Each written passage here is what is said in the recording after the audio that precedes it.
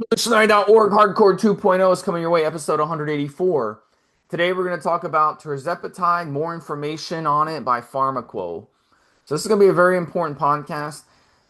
We did one earlier on Tirzepatide, an earlier episode. This one's going to be an improvement on it. We're going to give you even more studies. We're going to give you even more idea of what it is. We're going to talk about the mechanisms of action, how to dose it as a bodybuilder, studies, user experiences, which we didn't touch on before, and we're also going to talk about how to use it as part of your steroid stack. First of all, I want to remind everyone, Apple, Spotify, we're on there as well. We're on different platforms. We're trying to get the channel growing. We're trying to get the podcast growing. We need your help. The best way you can support us is by liking, subscribing, commenting, giving us ratings, and all that good stuff. All that stuff is free. It's a free podcast. And we really would appreciate your support so we can get the algorithms picking us up so we can keep this podcast going. Otherwise, we're not going to be able to keep it going. So if you like the information we're providing, definitely help us help you by taking care of that and helping those algorithms pick us up. So let's start about tirzepatide information and learning what it is in the first place. So we got to remember it's not a peptide and it is not a hormone. It's actually a drug, and it's been approved for treating both obesity and type 2 diabetes. They call it Zepbound when it comes to obesity treatment, and it's called Mounjaro when it comes to diabetes treatment. Eli Lilly is the drug company that brought it to market, and it finally got FDA clearance in 2022. There are many years of hard work and research into its benefits. So the main goal was to be a step above its competitor, which was created by Novo Nordisk called semaglutide. And so far, it's exceeded expectations. And we're going to go over later some studies that compare. Mobster is going to go over a study that compares semaglutide to tirzepatide so you understand how much better it is. And the reason that it's better, we're also going to get into it on the next section when we talk about the mechanisms of action. So, one of the best benefits is shown to give people is both better control over their type 2 diabetes and when it comes to obesity, an amazing ability to help someone lose body fat without the nasty side effects found in other drugs. So it's a really, really good drug that they came up with. That's one of the reasons I really like it.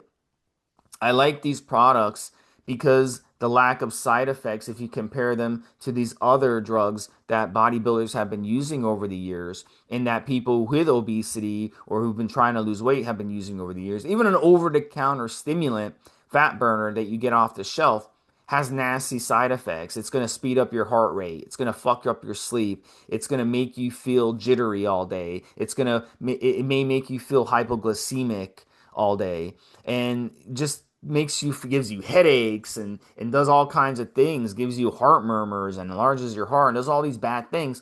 Well, guess what? Tirzepatide doesn't do any of that. And we've seen the studies given to obese people. There's studies that have been done on seniors that have taken it, and there has been very, very, very little side effects. Very, very little side effects with it, especially if you keep the dosing good, which we're going to get into later. So it's a great, great drug. Mobster, what are your impressions of tirzepatide? Yeah, all of the GLP-1 antagonists and similar products to tirzepatide, as Steve said, the most obvious and common side effect is an upset stomach.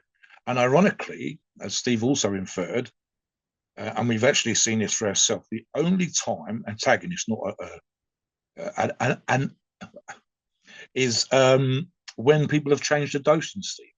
And we've seen that from users on the forum as well as in the studies themselves. For the most part, if you start at a low dose, and especially in the studies, stay on that dose, the proportion of people that are struggling with side issues, with side effects, is minimal. I'll agree with what you said at the beginning there, Steve. How many times have we seen bodybuilders using very harsh products to lose body fat? I can think of one or two. I'm not even going to say them on the show, which are potentially lethal. I've referred to historically the issue of literally speed, amphetamine sulfate, etc., being given to people to help them with diets back in the day, and the side effects of those, as Steve has suggested, it's absolutely on an order of magnitude above and beyond. Something that we said on previous shows for all of these products is I've been quite impressed with the way that the scientists have approached this process and mimicked essentially how the body's working to produce these great results. So yeah, absolutely agree with you on all those points, Steve. And I say, compared to the harsher products that bodybuilders have used in the past, I would argue that the side effects here are relatively controllable. If you stay on dose, if something's working, there's no need to tweak it. The bodybuilder mentality kind of jumps in there sometimes, and we'll probably address that later on in the show. Back to you. Let's talk about the mechanisms of action. So let's go over the differences between semaglutide and tirzepatide and give you the glimpse of the differences between these two drugs. And semaglutide has been around longer than tirzepatide. You know, um, a lot of people got a lot of benefits from semaglutide. Millions of people have tried it over the years. But look, when something gets better and gets improved on, we always want to look at that. So the main difference is semaglutide is a single agonist, which is very, very good.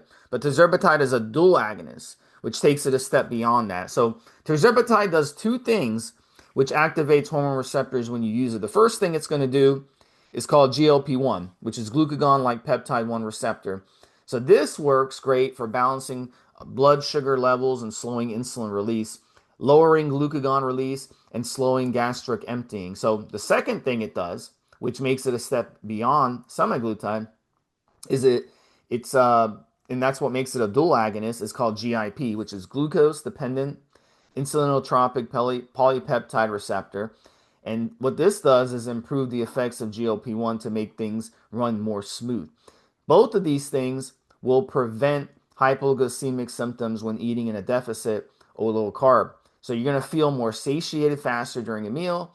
It's going to change the way our body stores and burns fat. So my experience using it, let's say you get a big meal, right? And you're eating that meal now without being on these, I'd be able to finish that meal no problem. I've always had a big appetite.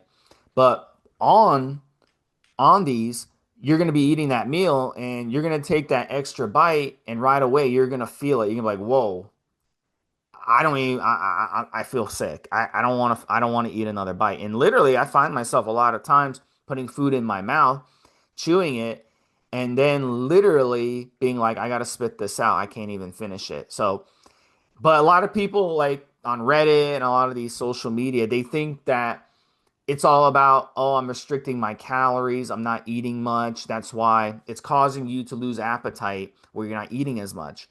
But like as I said, it's doing other things in your body. It's lowering glucagon release. It's slowing insulin release. It's balancing your blood sugar levels. It's doing those other things in your body, within your body, to make your body want to burn more fat instead of storing fat. So it's almost like you're fasting when you're on this stuff, but you're not actually fasting. That's what it basically turns your body on. It's a nice cheat code, Yeah, putting your body in that environment to burn fat, and it's a really cool thing. And it's one of those things where again, the side effects, it's not like taking an over-the-counter stimulant or some of these harsher things like clenbuterol or any of the other stuff that make you jittery and give you hypoglycemia and cook you from the inside and do all this stuff. The side effects on this, even when given to seniors, even when given to obese people who are like 350 pounds, was tolerable, was like tolerable, and we're gonna get into side effects later, but this is really an amazing drug. yeah, And you know, I don't like, you know, I don't like taking pills to help you lose weight. And I've never liked doing that. And I've always been, against it.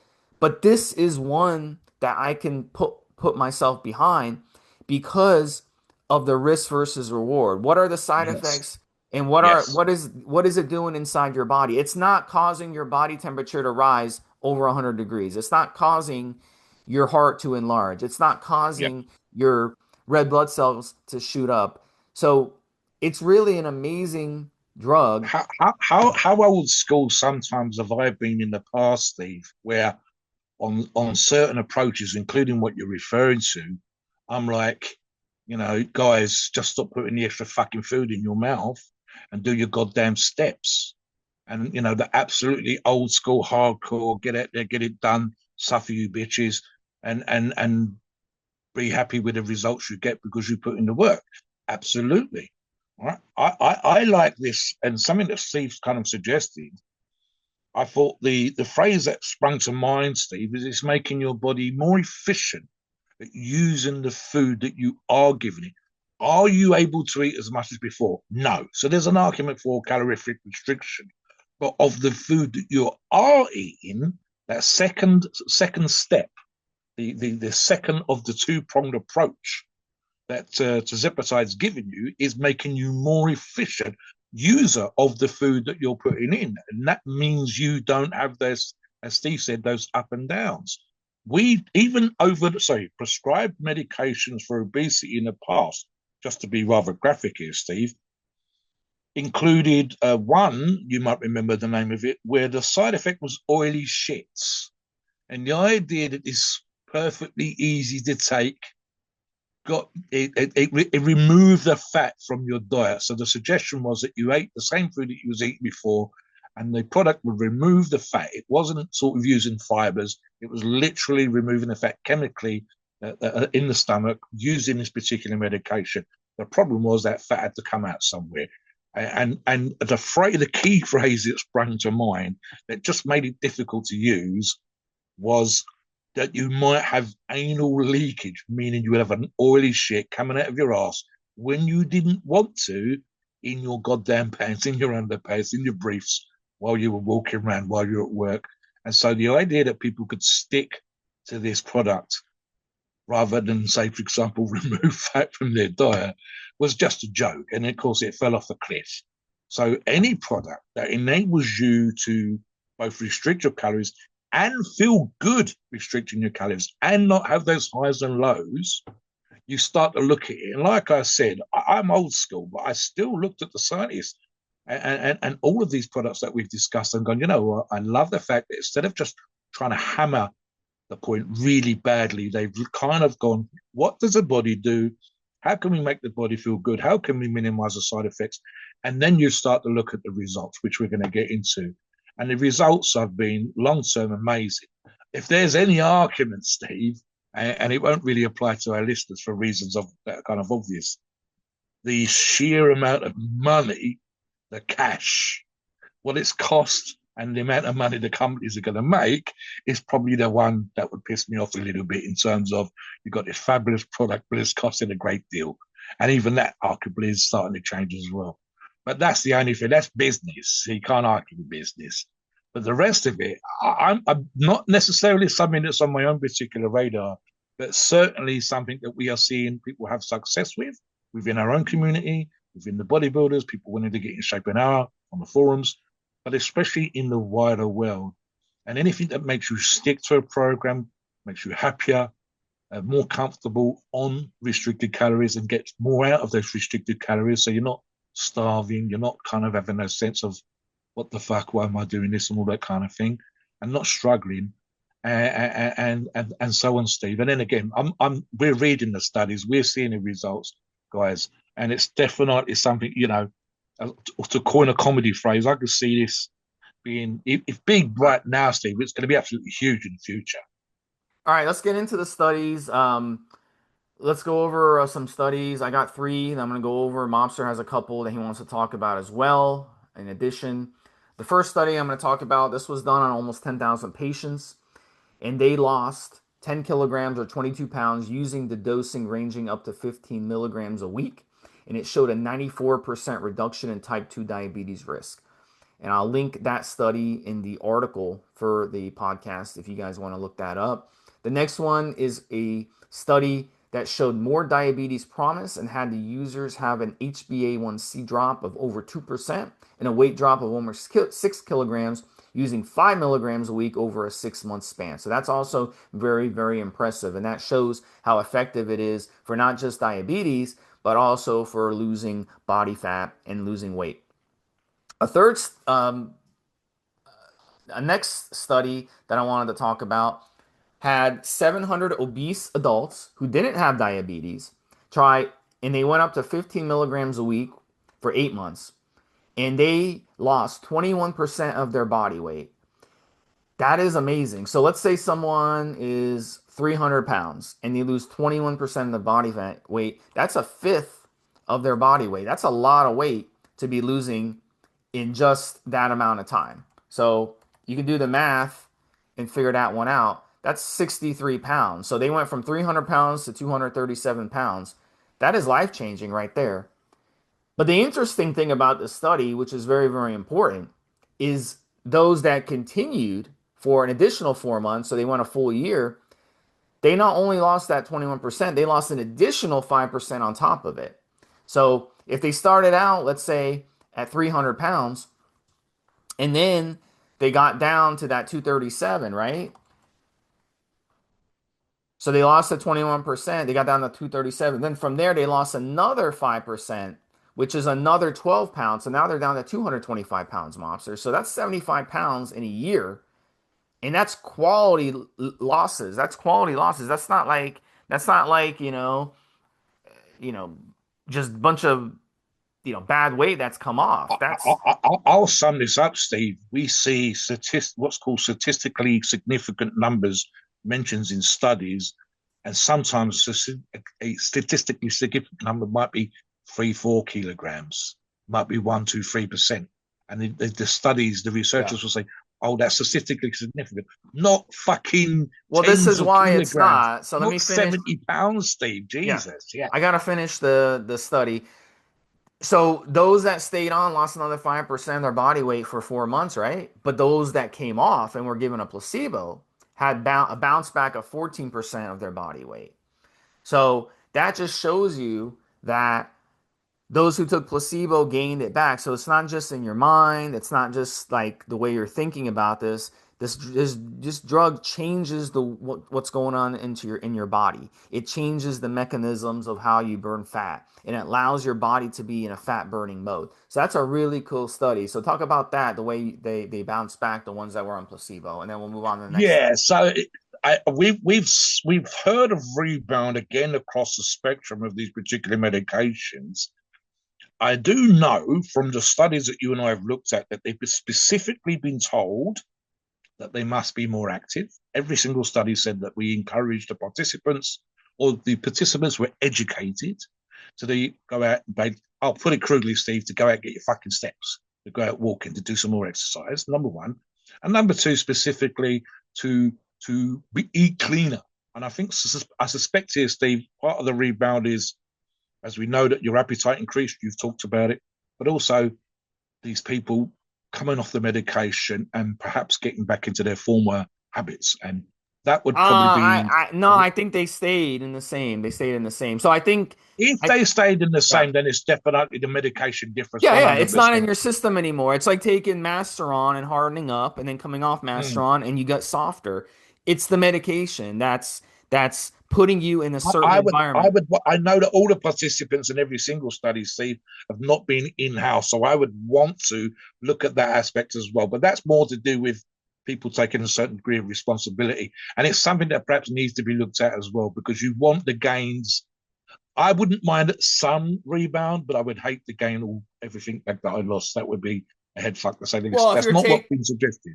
if you're taking away what's it's like when I ran Tren, back in Mm. the day, and I was benching over 400 pounds. Well, when I came off Tren, you don't just magically keep your strength. You're going to lose your strength pretty rapidly because that's Yeah, an but the unco Steve, that's the yeah. argument that's been made many times. We don't lose all our strength. I've talked before many times about uh, Mhm. you won't be benching 400, but you don't go back to benching exactly what you did before. You should be benching a little Mhm. bit more, and I would say a equally, bench. I would say if you whatever got you to 300 pounds fat, and then you went back to doing it. Of course, you're probably going to gain everything back when you yes, come because off. these people You don't aren't just going to the gym. permanently. Yeah, you Our don't. listeners are going. Our listeners are going to the gym, Steve. Our listeners are Yeah, hopefully eating clean, training well, etc. So it's that kind of the aspect yeah. that we see sometimes And we're suggested going and to talk avoided. about user Yeah, experiences, but go over your don't lose all studies. your gains, Yeah. guys. Don't lose all your gains. That's the thing. Or in here. Don't gain all your losses. That would be a head fuck to say the So what least. do you Let me got talk with? about Yeah, go ahead. Yeah, what about the studies here, right? So Steve suggested at the beginning of the show.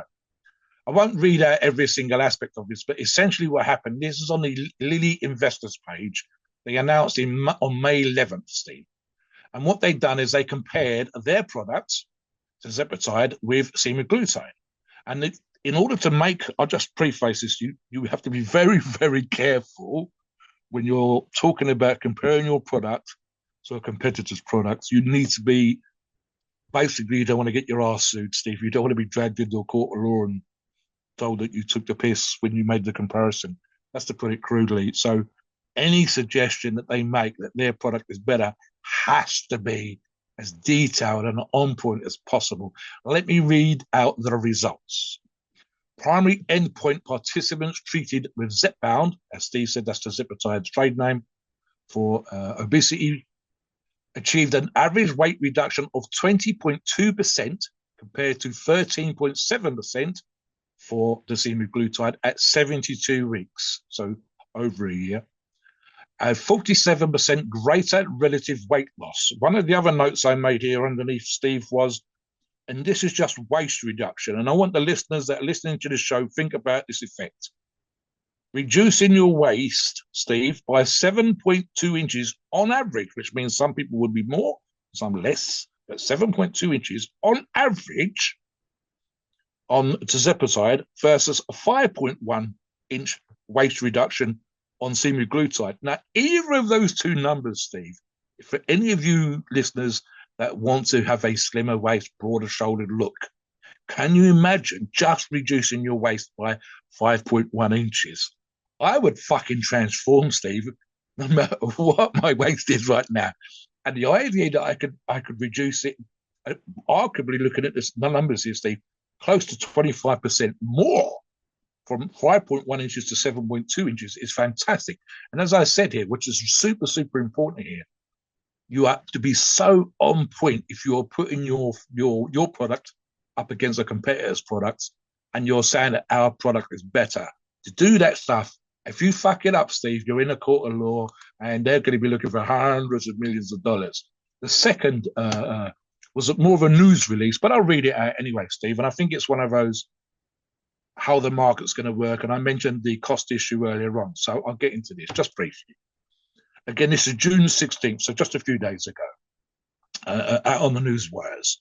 Today announced that the highest approved doses of Zepbound, Tirzepatide, which are 12.5 milligram and 15 milligram respectively, will soon be available in single-dose vials for $499 per month. We talked about a price before, Steve, on other shows, via the Lilly's Direct Self-Pay Pharmacy Solutions and the Zepbound Self-Pay Journey Program. Healthcare providers can begin to provide these on July 7th, so next month, and shipment to patients will begin in early August. Now, I have two things from both these studies. The first study, there was no type 2 diabetes whatsoever. It was specifically just done on patients with obesity and the medical issues associated with obesity. So again, the reduction of body weight that I mentioned and that waist reduction, which is absolutely fucking amazing. And something that you and I touched upon when we were talking, I believe, about semaglutide was the US price being something like $1,000 a month. And now you're looking at a month on Tirzepatide, Steve, at half that price. Just get your head around the fact that they have literally cut the price in half for a better product compared to what was previously the market leader. Super fucking business, massively competitive, and arguably, Steve, a better product overall. So what do you think on both those points?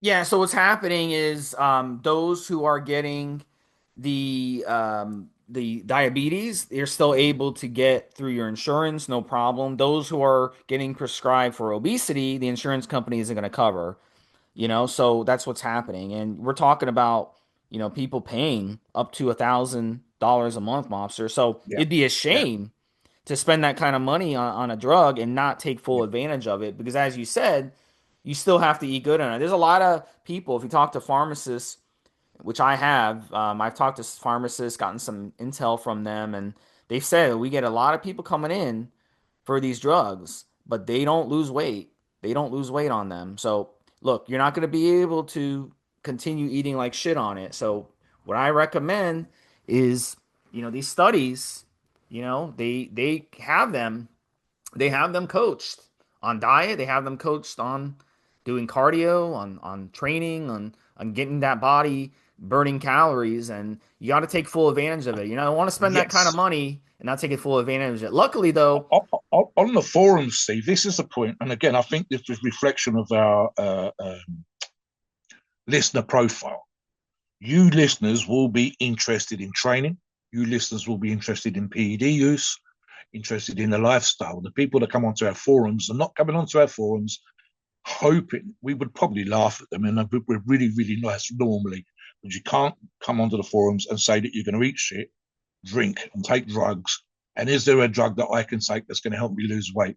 Because absolutely, we would school you in the nicest possible way to eat cleanly. We've seen the greatest results with clean eating, with meal prep, the greatest results with daily steps done, the greatest results with training, and then suggesting good protocols for using these kind of products to give you the absolute best outcome and encourage you as best as possible for arguably what we call lifestyle changes rather than this dietary 6 months, 3 months, whatever that most diets, especially I think at Weight Watchers, Steve, where stuff seems to be, the mindset is always a limited time scale rather than you changing how you eat forever and enjoying the process forever, as you should. So I suspect our audience profile is going to be the kind of people that will ultimately even more benefit from the use of these products because we are already doing most of the other things that we want people, obese patients, etc., to do. yeah, and I lost my train of thought on what I was gonna say, but at the end of the day, You were talking a bit about the insurance stuff and the cost for some people, etc., Steve. I mean, look, it says here, yeah. actually says at the end of the news release, it talks about the prices, etc., and it says eligible adults with obesity and a valid prescription. You was referring to talking to pharmacists, regardless of insurance. It actually says that in the article. And you was talking about how people are not doing that because they've been asking pharmacists for over-the-counter doses of these products, but they haven't made the changes, which is why I talked about the other. All right, so let's move on to user experiences, Mobster. And there's three Yeah, different guys on here. We have Hypo Games, and his screen name, and his log is called Testosterone Masterone HGH Cruise Cycle Log. And we have another guy named Modderbug, and his log is called My 6 Month TRT and Anavar Recall. And then another guy is Mark NV, and his log is called Fat Loss Cycle Log. So in all three of these, they use tirzepatide. And Mobster, why don't you go over these three and anything else you want to add? And let's start with the first guy, Hypo Games. And why don't you talk about that? so there's I've got it listed for the purposes of the show. I've got it done in a different order. So I'm going to go with fat loss, which is actually the third one that Steve talked about. It's worth mentioning here, Steve, that this particular gentleman is 60 years of age, the same as myself. And I looked back on the time scales. One of the things I find interesting, Steve, is he trains at 2 o'clock in the morning. He's one of his guys. If he wakes up in the middle of the night and he can't get back to sleep, he gets up and he goes to the gym. So that's absolutely crazy. And what I've done is I looked at the dosing where possible to see if that had been tweaked. But I was specifically interested here in the time scales for the weight loss. So this is actually a kind of short time scale here, Steve. It's only 16 days that this particular member has been doing this. And he weighed 259 pounds on June the 4th, and he's down to 256.4 pounds on June the 20th. Now, you've got to remember, the guy's doing cardio at 2 o'clock in the fucking morning, Steve. And in 14 days, he's already down 4 pounds. And he's not actually really the best example in terms of time scale. I believe that was the only one I couldn't find the milligrams that he was using, but we know he's on Tirzepatide because he's mentioned it. And I did look at about 16 pages to see there. Let me go on to hypogam that Steve's mentioned. And this is actually dating, Steve, from April the 3rd through. I found the dosage on that he was taking May the 5th, and I'll get to that momentarily, and where he is now. So April the 3rd, he weighed 110 kilograms. That's 242 pounds. On May the 5th, I found that he was taking just 2.5 milligrams a week, which is fantastic, Steve. I think that's a sweet spot for the dosaging. And uh, just today, in fact, he weighed in 105.8 kilograms, which is about 236 pounds. So he's down 6 pounds. He's looking at probably on the time scale of Steve, I'm going to say what we're looking at there, No, it's one or two. more. It's 10. He lost 10 pounds. 10 Yeah, pounds. actually, yeah. Sorry, you're looking. You're right. It's very, very close to 10 pounds. Yeah. It was 106 kilos versus 110 kilos, 4 kilos, 9.9 pounds. So yeah, about 10 pounds in total. And you're looking there time scale wise, that's about three-quarters of a pound a week. I actually think here, which is kind of interesting for me, is that kind of weight loss is capable. When you look at the way that people do the Weight Watchers and similar, loads of people lose loads and loads of weight initially, and then the progress after that slows down. What we've seen, and I'll do the third log as well here, Steve. What we've seen with all three of these logs is consistent. We've seen it with the studies that we've looked at. The longer the study went on, the longer that they used the products, including tirzepatide, the greater the weight loss, the greater the change overall, the bigger percentage change, and a bigger weight reduction, and so on and so forth. So, and again, 2.5 milligrams here. Then you got my 6 week, was it in my 6 month, sorry, log. I'm looking at it here, down 10 pounds to April the 27th. So he'd already been on, at that point, 4 weeks on tirzepatide. I couldn't find the initial post, but it was there anyway. Just using slightly less here, Steve, 2 milligrams. Most recently, the most recent update, looking in terms of timescales, I found a few weeks ago he weighed 215 pounds. In his initial starting weight had been 225, and he's actually on the highest dosage here, Steve, at 3.8 milligrams. And someone actually said they thought that was a little bit high, but nevertheless, he's at an all-time low body weight here in terms of where he started from, and it'll be 8 pounds more or less 8 pounds at 208.8 pounds, and that was yesterday. So what is interesting, and Steve and I have looked at other logs and seen semaglutide being used, etc., the 60-year-old, in my mind, the initial one is probably the best for me because, as Steve said earlier on in the show, talking about people that are 60, 70 years of age, not having issues staying on. You are seeing consistent weight loss.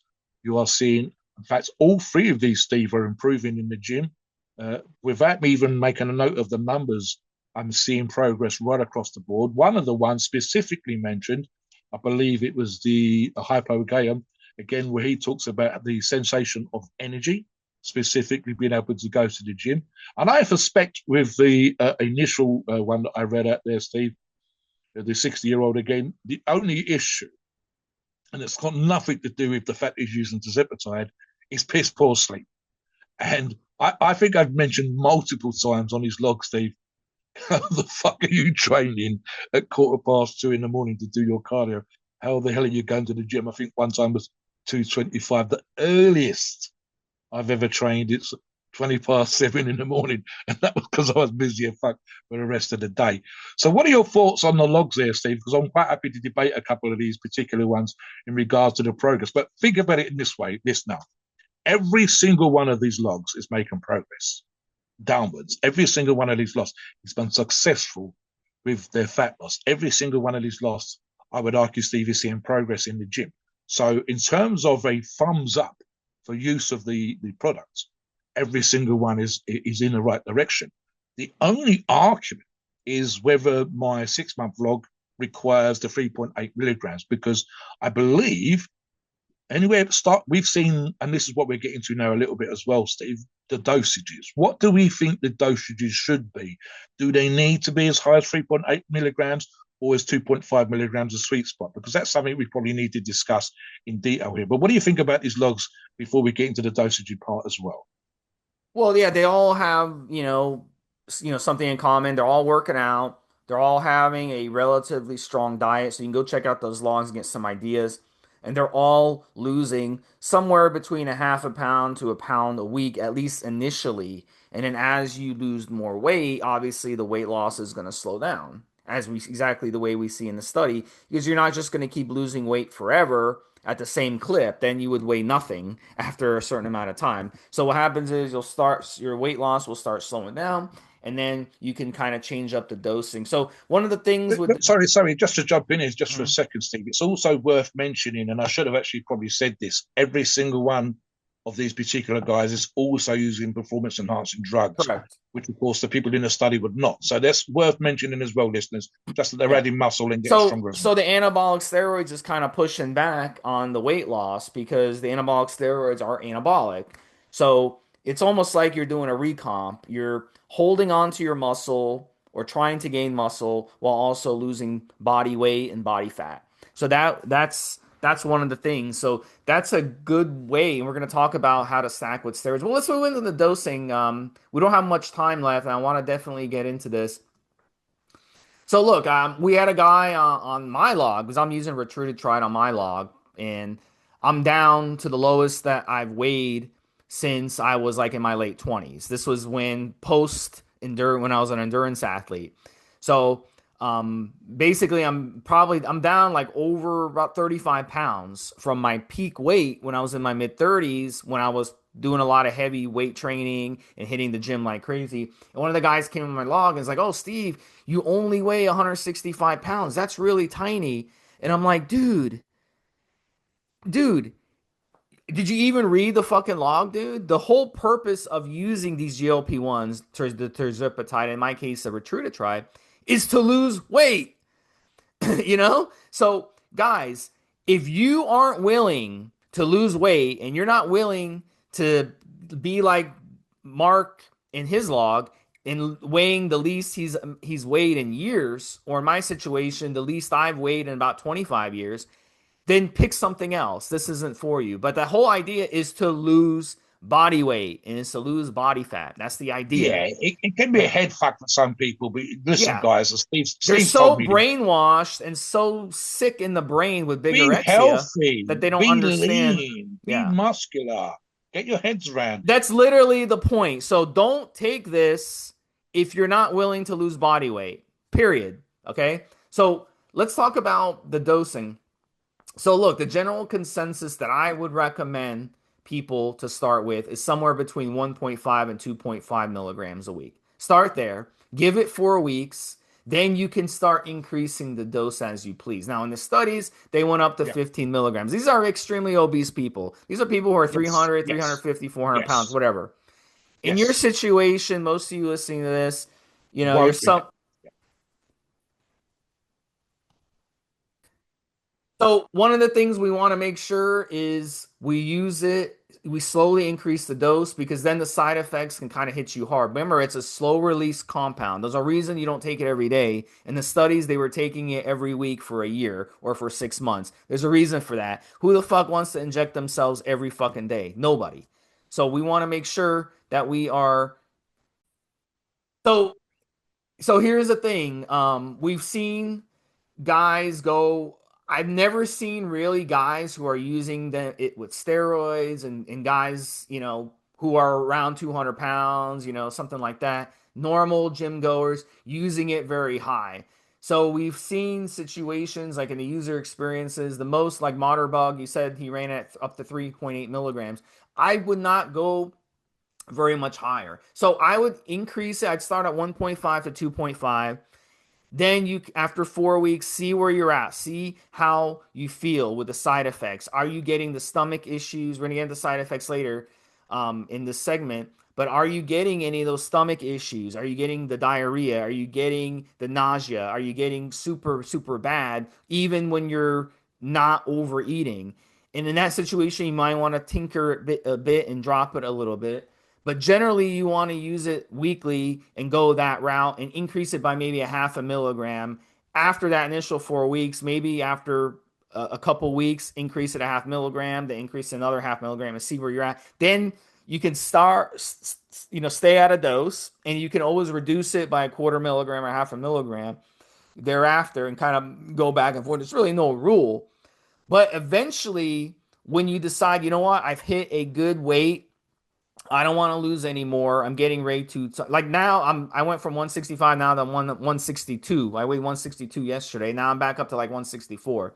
So my weight fluctuates. But once I get to maybe like the high 150s, I'm going to drop my dose to a maintenance dose where I'm just going to keep it at 1 milligram every 2 weeks or half a milligram a week or something like that.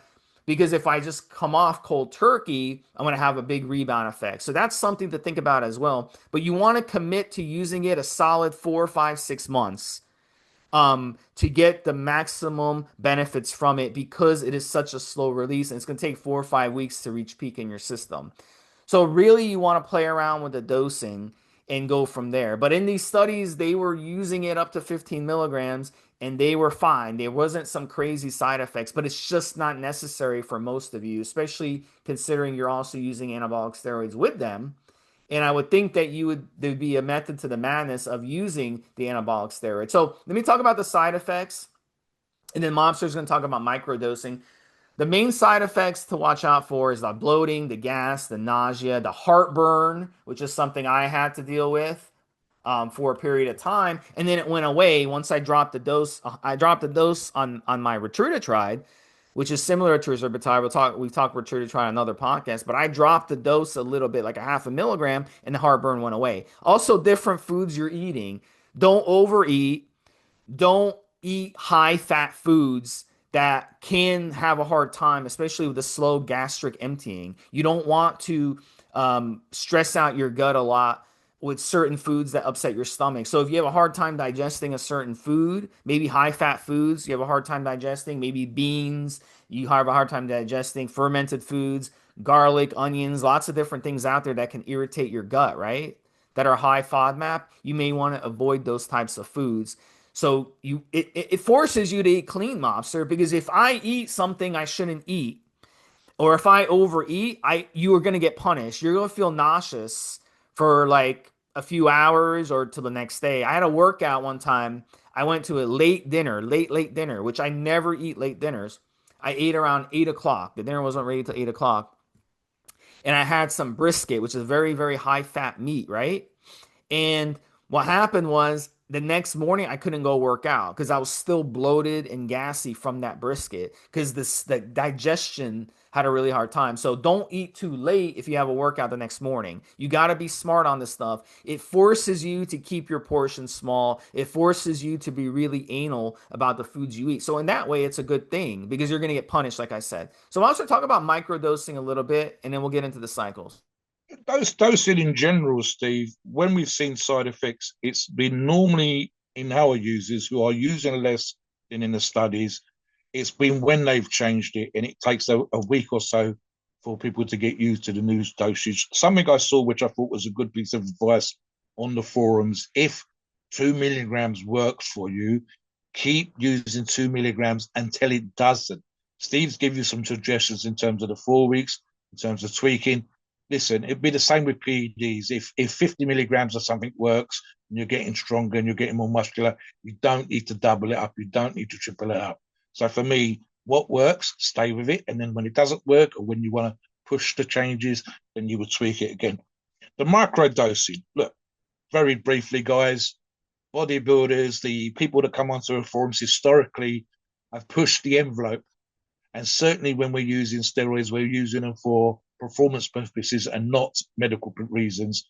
So we've always looked for an edge. We've always looked for an angle. So the suggestion with microdosing was if I use this on a daily or 3 or 4 times a week instead of weekly, would I see an improvement? And the short and simple answer to that was no. The studies that we've talked about, the numbers that we give you from those studies, again, this is across all the products, but specifically Tirzepatide, as per the subject of today's show, has specifically been so fucking amazing. And it's about keeping people that with obesity to take these products on a regular basis. In other words, do what they're supposed to do. So the idea that they could take a single dose once a week and still see these amazing outcomes says to me, Steve, that there are zero. I can't see, unless we see a study or we see long-term historical protocols from the kind of logs that we see on the forum, and I mean years, I cannot see any benefit to the idea of more frequent dosing of smaller amounts. The amount you're putting in, even at 15 milligrams, is tiny. What would that be, Steve? It'd be like half a mil of fluid with 15 milligrams of the active drug in that half a mil. And that's once a fucking week. So what are you going to be putting on a daily basis? One, half a milligram, three quarters of a milligram, less, and then needing to do an injection more than once a week. It doesn't make any sense to me, especially as I can't see even the suggestion of long-term benefits. So it's a nice idea. I like the fact that people are thinking outside the box. I like the fact that as bodybuilders, as usual, are trying to look for a different angle, Steve, but I can't see any benefit for microdosing. One injection a week, like TRT, Steve, had piece of piss, do it all one day, forget all about it, and then go out and just look for the fat loss and getting into shape like you've never got into shape before. Let's talk a little bit now, Steve, about the suggestions of using Pharmaqo products, like we've seen with some of the logs that we talked about here, and what we would run alongside Yeah. our using Tirzepatide. Look, and then it's like what I said earlier, like guys, I mean, and gals out there, the whole purpose of using this is fat loss and body weight loss. So it makes little sense to me to run something that's a bulking steroid with your tirzepatide. I'd run cutting. Anavar is a great option. Anavar is a great option with it. And as a man or a woman, you can run Anavar with it. As a woman, 5 to 10 milligrams a day is plenty. As a man, 30 to 50 milligrams a day is plenty. And Pharmaqo has fantastic Anavar, and it's a great product. It's been actually tested, and they have a banner that says testing. You can click on the testing and see that it came out. What was it, 98 or 99% pure, which is pharmacy quality. And that's what we like to see out of a product. So that's fantastic. Pharmaqo also has excellent primobolan. And primobolan is very popular among the Australians on our forum, not so much among the Americans, but it's starting to come back, I think, in America too. But primobolan is a great cutting steroid because the side effects are low. So when you run it and you can basically run it and it can be a smooth cycle, and you could start the tirzepatide mobster, I think, for like a couple months. And then once you get the hang of it and figure out what dosing Yes, works for you, then yes. you can run a cycle in conjunction with it. And then when you stop your cycle, you keep the tirzepatide going. That's So you're actually something when I was looking at one of the logs earlier on, Steve, and someone made the comment that I actually said a long time ago. It enables you to get used to the suggestion of the healthier diet and the greater steps. So basically, you're already putting those fixes in place. You're training in the gym, you're using Tirzepatide, and then you introduce the PEDs. Then you introduce the anabolics that are going to help you to retain muscle and or get leaner. Another good option too is equipoise, especially if you want to go more cardiocentric. And the nice thing about tirzepatide is the more cardio you put in, the more hard work you put in, the more benefits you're going to get because your body's already in that fat burning mode. So now you're putting your body even more fat burning mode by doing lots of cardio, and it doesn't bother your heart. The tirzepatide doesn't bother your heart. So you can run equipoise if you want to do more cardiocentric training. And another one to add with equipoise or run by itself is Turinabol, and Turinabol is also a good one that you can use with endurance training. So with the Equipoise, 300 to 500 milligrams a week is really good. And then you can run the Turinabol similar to the Anavar, maybe 30, 40 milligrams a day would be really good. Very, very mild steroid. Won't give you pumps while you're running like these other steroids like Anavar would. So if you want to do more cardio-centric stuff, I think that Turinabol would work fantastic. What are some of your ideas, Mobster? I was thinking along the same lines, Steve, but I was also looking at perhaps the argument for Masteron, Steve. We know that Masteron is a great hardener. We know also that Masteron boost your available free testosterone on cycle. Is Provaron is better, but Masteron is a great. I'm also looking here. I'm going to ask you about one, Steve, because I've not seen this anywhere else, and I'm just looking at it now. But I'm also looking at, and I've used a very, very similar product myself, which also arguably contains Tren, and that's their Fast Rip 150 products. I made notes as you were talking, Steve, and I wrote down EQ, Winstrol, low dose Tez, but Steve's covered a bunch of these. Let me ask you about this one, Steve. I am looking at the EQ Tren 400.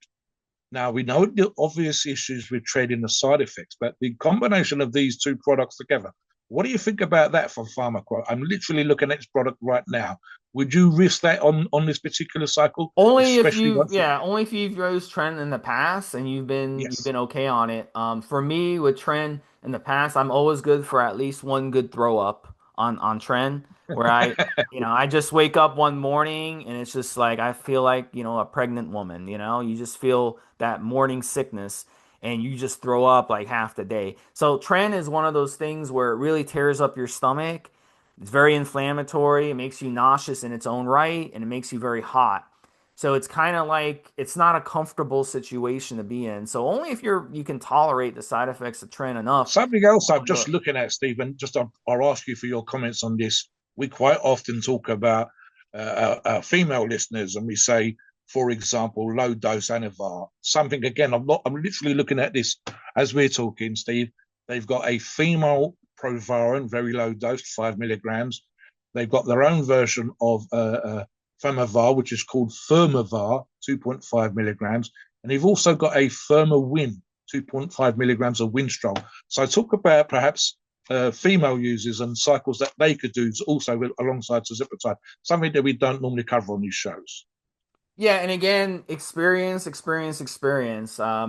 Anavar, it's a much safer option. I mentioned it earlier, up to 10 milligrams a day, even 2.5 milligrams would be okay, especially if you're a newbie female, and especially if, you're just trying to, get in better shape and harden up and stuff.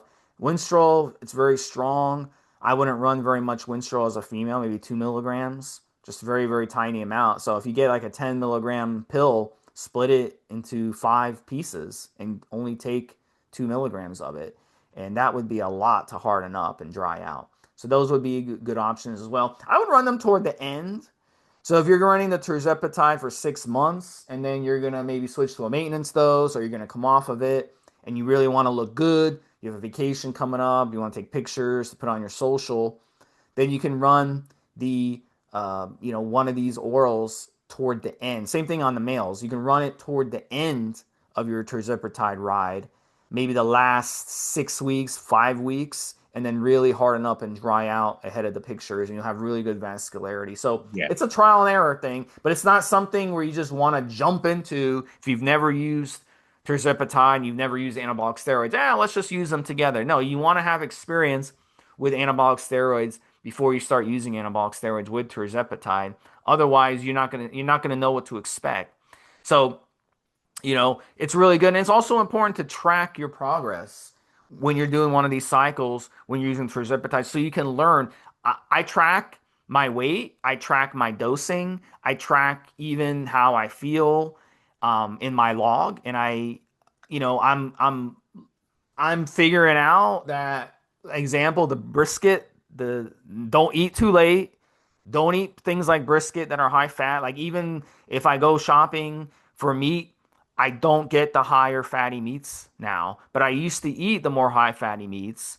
And even things like bone broth are extremely high in fat. And if you consume the bone broth, it may irritate your stomach while you're on the tirzepatide and be really, really difficult on your digestion. So you got to remember the slow gastric release is going to change the way you eat. But in the end, those of you who think that you're going to be able to take tirzepatide and go eat McDonald's and Chick-fil-A and all this junk food that's full of oils and nasty preservatives, if you think that you're going to have success, you're not.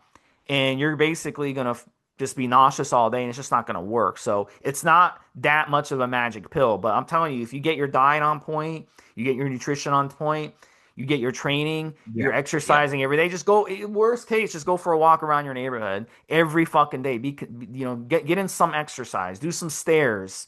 Go to a hotel or a motel or something and just run up and down the stairs, or go to a Yeah. stadium, like a high school stadium that's empty all summer, And you can just go there as long as there's no signs saying, no trespassing. Just go to the stadium and run up and down the seats, on the empty stadium, or run around the field, run around the track, Yeah, and get some exercise done.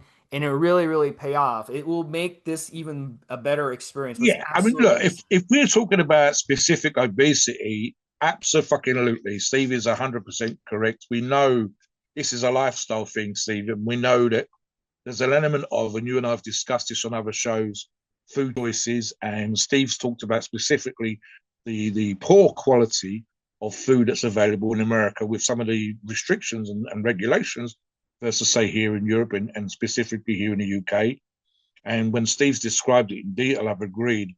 So look, I mean, the classic example, and Steve's just touched upon going around the fields, etc., is just small lifestyle changes. But let me focus on one thing here, Steve, and that is specifically the idea of using tirzepatide, getting used to it, managing any potential side effects, being okay with the dosage, seeing improvement, and then bearing in mind we're talking about 6 months to a year. It should be the longer the better on tirzepatide, on these products, maybe doing 1 or 2 cycles.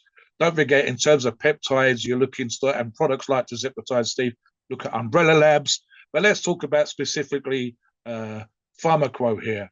And just me saying a few minutes ago, as we were talking about potential cycles and stacks, etc., that you could run by using tirzepatide, Steve, I've blown away just by looking literally. The one I mentioned earlier on, the EQ and trend in one single 400 milligram product is something I've never seen before. Something I talk about when I talk about approved sources is as I like the idea, and I'm looking at products as I talk to the listeners right now. I like the idea that this is just the vials and some of their blister packs, Steve.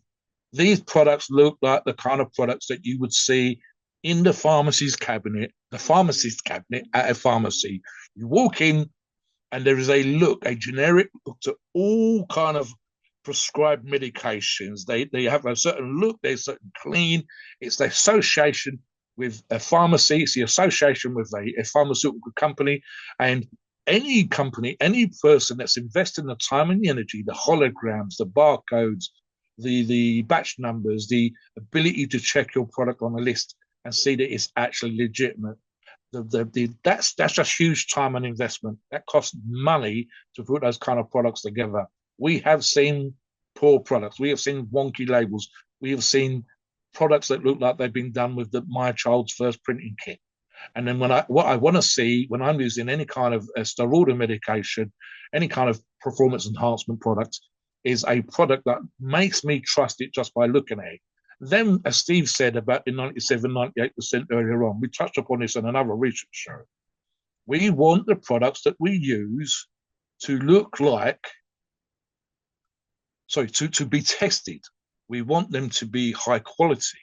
And when Stephen mentioned that 97, 98% earlier on, that's actually above and beyond the requirement, the regulations for how close a product produced by a pharmaceutical company needs to be. I believe I can't remember if it's plus or minus 5% or plus or minus 10%, Steve. Yeah, if I was taking an over counter painkiller, Steve, and it says 200 milligrams, it could be 180 or 220. Products that were tested independently by a member on the forum out of his own pocket with his own expense, his own $1,000. I believe it cost him. He went off and got 10 random products from different approved sources, different resellers, including companies like Pharmaqo. And he had all these products sent off to a lab for testing, and every single one came in less, in other words, better than the restriction, the regulations that are allowed within the pharmaceutical industry. That doesn't mean the pharmaceutical industry is off. It just means there's a bigger allowance, and every single one of these products was within range. Some were slightly overdosed. So yeah, look, you can come onto the forums and you can look at logs like we've talked about earlier on with tirzepatide. You can literally come onto the forums, put Pharmaqo into the search engine, and see people talking about their own specific experiences, see people running stacks, people doing cycles, and then you can click on those logs from the searches and find out, has this person had great results? Have they been improved? Have they had gains, Steve? Have they got more muscular? Are they leaner? Are they pushing more weight in the gym? Have they hit their targets? Did they have post-injection pain, or was it smooth as fuck? Have they had any side effects that they want to talk about? And you can see for yourself, because I know the answer to this already, and for the benefit of the listeners, I know that you will find Pharmaqo products regarded, rated, and approved by not just me and Steve doing the show, not just as a sponsor of today's show, but literally personal members of the forum that are having great success with the products. What do you think about that as we go into the disclaimer, Steve? Yeah, and the number one thing when you're using anabolic steroids or any of these compounds that are sold by a brand like Pharmaqo is you want to know that you're taking what you're taking, what it says. Is it? It says Anavar. You want to make sure you're taking Anavar. It says Primo. You want to make sure you're taking Primo. These are some of the most faked steroids out there, but they're very, very important steroids, especially when you're using something like Tirzepatide to get the most out of your cutting and out of your recomposition. So we want to make sure we're using legitimate products. So come on the forum, get a log going, ask where to get Pharmaqo. We've got the best sources, and we want to make sure that you're getting the proper brand. So Pharmaqo is an excellent brand. Mobster and I both use them, and we both have a lot of success with them. So great, great, great, great brand. We're really lucky to have them. Come onto the forums, check out the logs that we've talked about on today's show. You can ask those members of their own personal experience with Tirzepatide. What do you think about these products? What do you think about Tirzepatide? Have you run it yourself? Have you tried different protocols? Perhaps you can come onto the forum and share your knowledge with the users. All right, take us to the disclaimer, As buddy. always, please, as always, please note we are not doctors and opinions are ours. It's our views and based on our experience and views on the topic. A podcast are for informational purposes and entertainment only. The freedom of speech and the First Amendment applies.